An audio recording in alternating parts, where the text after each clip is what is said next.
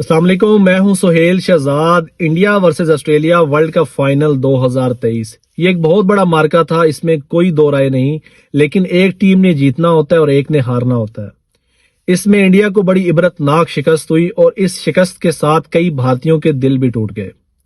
और 2 से 3 रोज इस फाइनल को गुजर चुके, लेकिन अभी तक भारतीयों के दिल से ये दुख नहीं जा रहा।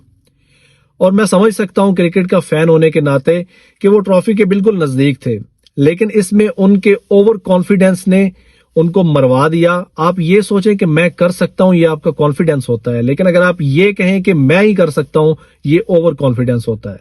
और इसी ओवर कॉन्फिडेंस ने उनको मरवा दिया।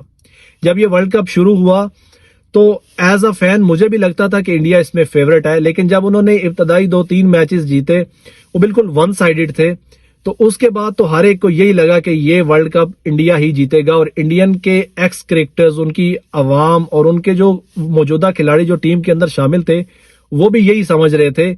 लेकिन उनके MS धोनी जो कि साबका कप्तान है, उनका ये कहना था कि जब तक वर्ल्ड कप हाथ में आ ना जाए इसके बारे में बात मत करो।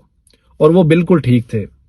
अब इस शिकस्त पर जब, जैसे मैंने पहले कहा कि कई भारतीयों के दिल टूटे, एक राहुल लोहार नामी नौजवान जो कि अभी बिल्कुल 23 साल का था, वो इस हार से इतना दिल बर्दाश्ता हुआ कि उसने घर जाकर खुदकुशी कर ली, सुसाइड कमिट कर लिया।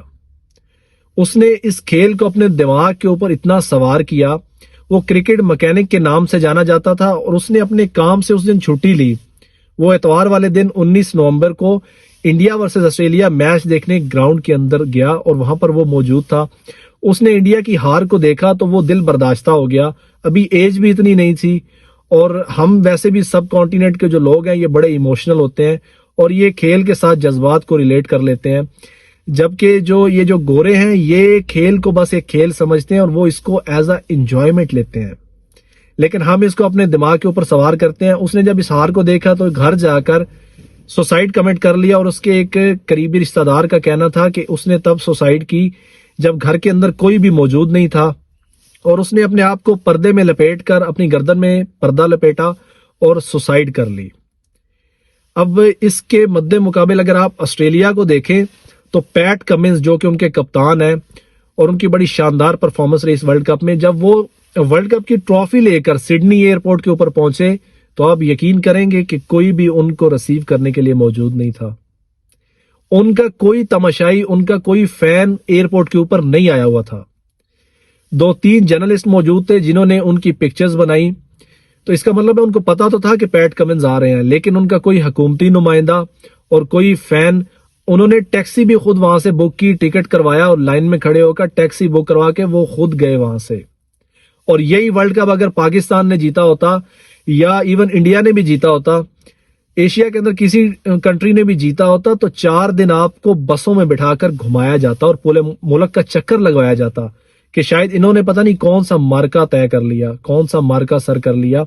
जबकि ये सिर्फ एक खेल है और इसको आप स्पोर्ट्स की हद तक ही रखें, इससे आगे ना जाए, फिर आपकी जिंदगियों को खतरा होगा। तो अभी 3 से 4 रोज इस फाइनल को गुजर चुके।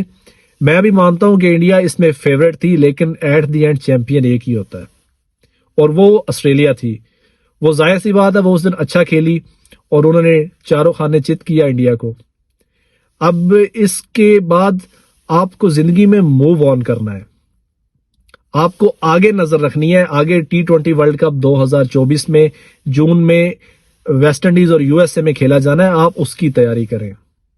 ये वर्ल्ड कप तो आपकी अपनी विकेटों पे था, यहां पर आपने परफॉर्मेंस भी दे दी, आप 10 मैचेस भी जीत गए। आपको शुक्र अदा करना चाहिए कि आप 10 मैचेस जीते। अगर आप यही वर्ल्ड कप किसी और कंट्री में हो रहा होता तो आप ये 10 मैचेस ना जीतते।